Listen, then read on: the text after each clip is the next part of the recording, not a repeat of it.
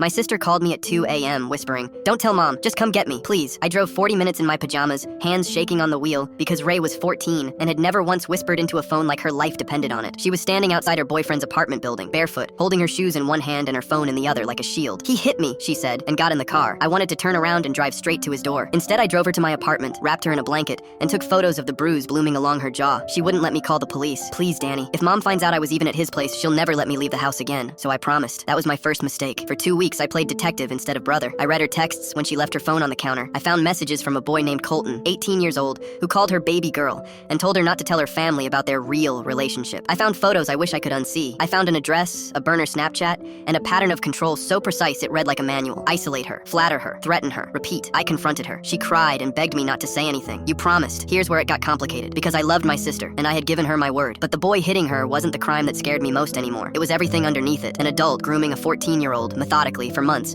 while our whole family sat at dinner tables completely unaware. I told our mother. Ray didn't speak to me for 9 days. Mom went to the police with the screenshots. Detectives got involved, and that's when the story cracked open into something none of us expected.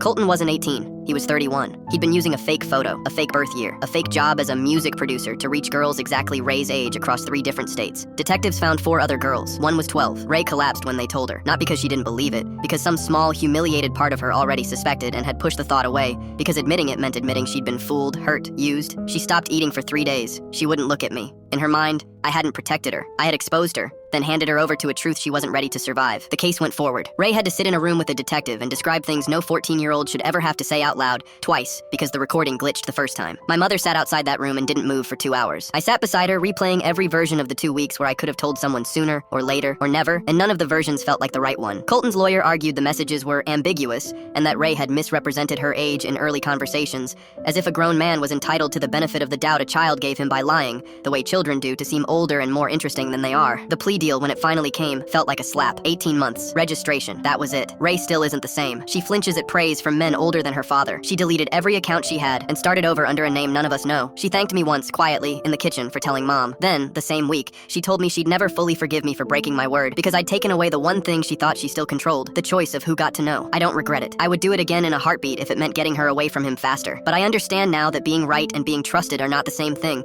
and sometimes protecting someone means becoming, for a while, the person they're angriest at. My mother says I saved my sister's life. My sister says I stole her privacy during the worst weeks of it. We are both right, and neither of us knows what to do with that.